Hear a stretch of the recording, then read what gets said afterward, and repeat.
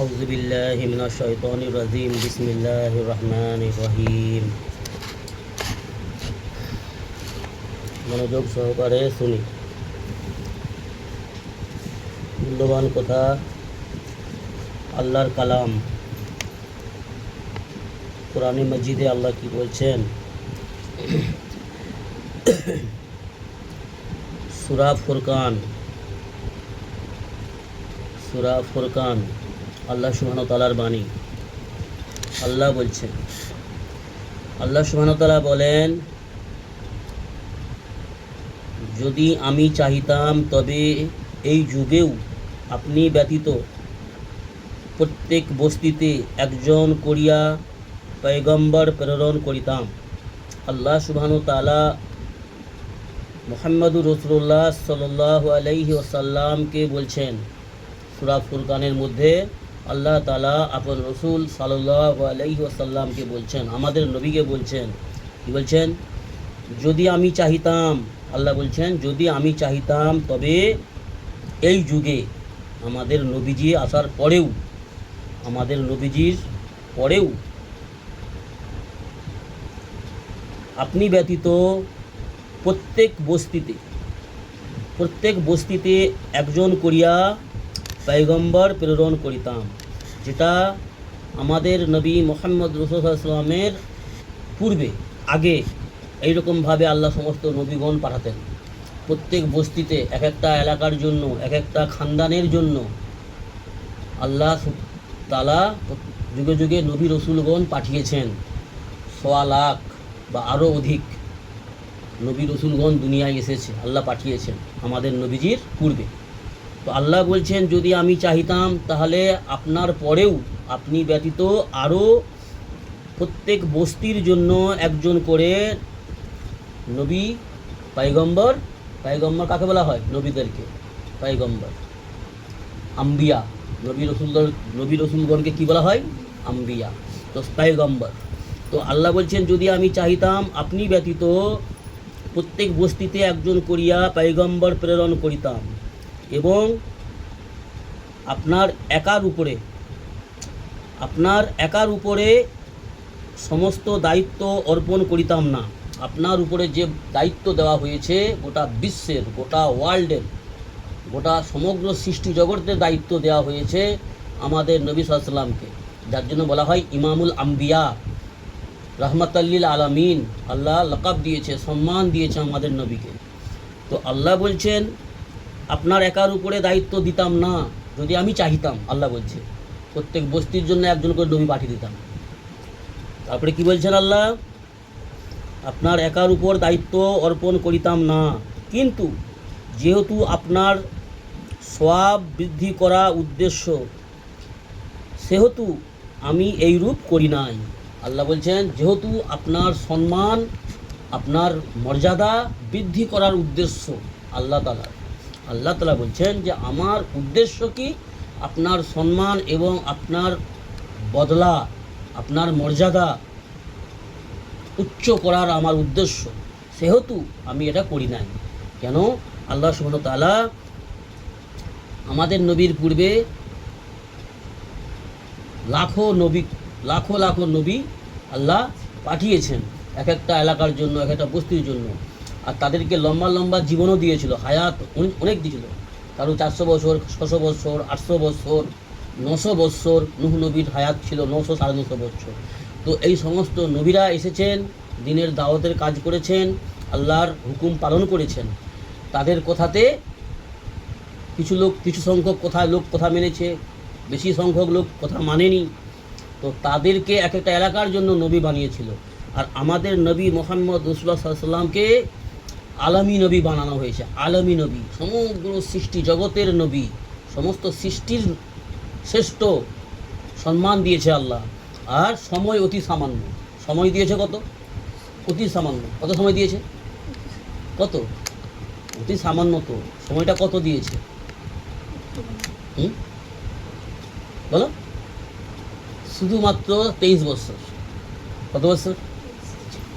আমাদের মুসলমান সমাজে অনেক নামে সব মুসলমান আছে, মুসলমানের নিজেদেরকে দাবি করে, সরকারের খাতায় মুসলমান, সমাজে জানে সবাই মুসলমান, কিন্তু এই সমস্ত বিষয়ে জ্ঞান এলেম রাখে না। এইসব বিষয়ে এলেম জ্ঞান শিক্ষা অর্জন করে না।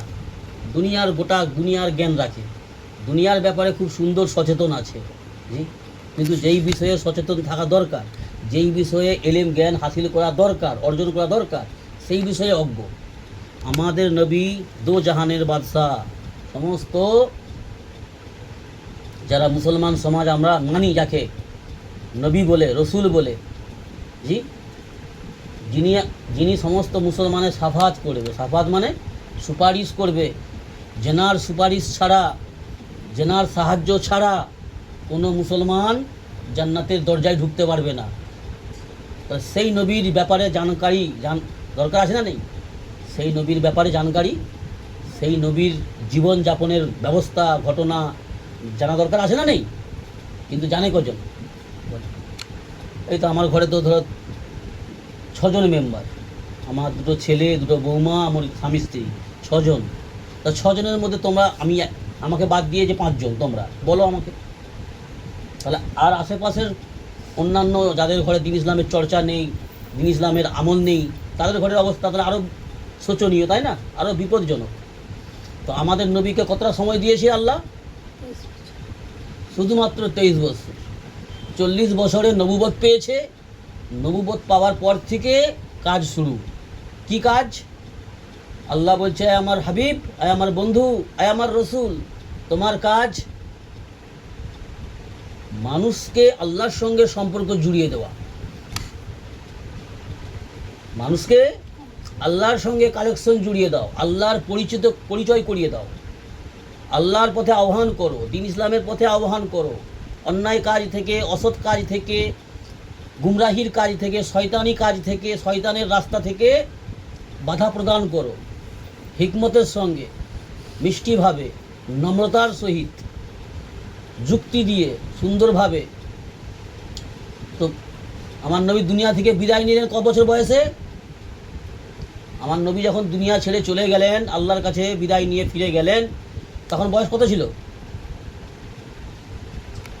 বলো, চুপ থাকলে কীরকম হবে? আমি 23 বছর বলে ফেললে হুস করে। বলো, মুসলমান তো তোমরা নাকি? এইটুকু বিষয় এলেম রাখুনি, তাও যদি তালিম না হয় কি আনন্দ। ঘরে তালিম জিনিসটা হওয়াই উচিত নয়, তাই না? এরকম মনে হয় না? হয়নি? শ্বশুর পাগল, বেটারা বলে বাপ পাগল, বৌমারা বলে শ্বশুর পাগল, মোর গিন্নি বলে মোর ভাতার পাগল। অন্য লোকের ভাতাররা কত ভালো, তারা কোনো ঝামেলাই নেই, তারা খাচ্ছে যাচ্ছে, বিন্দাস ঘুমাচ্ছে, তারাও নামাজ পড়েনি, তাদের ঘরে মেয়েরাও নামাজ পড়েনি, তাদের স্বামীরা, তাদের ঘরে পুরুষ ভালো, তাই না? শ্বশুর শুধু কটর কটর কটর কটর করে, আর বউ বলে ভাতার শুধু কটর কটর কটর কটর করে। যা দরকার নেই, বলো হ্যাঁ কি না? তোমার নবী যাকে তুমি নবী বানো তবেই তো তুমি মুসলমান, না তুমি মুসলমান থাকবে কি করে? আমি মুসলমান থাকবো কি করে যাকে নবী না মানি? তো তার ব্যাপারে কিছু জানার দরকার নেই। সে কে, কত বছর জীবন যাপন করলো, তার স্ত্রীর নাম কি ছিল, তার মর্যাদা কত, সম্মান কত, জানার দরকার নেই। যখন আমার নবী সাল্লাল্লাহু আলাইহি ওয়াসাল্লাম দুনিয়া থেকে বিদায় নিয়ে চলে গেলেন, দুনিয়া থেকে যখন পর্দা নিয়ে গেলেন, তখন নবীজির বয়স কত ছিল? বলো না। 63 বছর 2 মাস কতদিন? 63 বছর 2 মাস কিছু দিন, 4 দিন না কদিন। তাহলে 40 থেকে 63 ক বছর হলো? চুপচাপ বসে আছে। আরে বলো না, 40 থেকে 63 কত হয়? 23 বছর। 40 থেকে 63 কত হয়?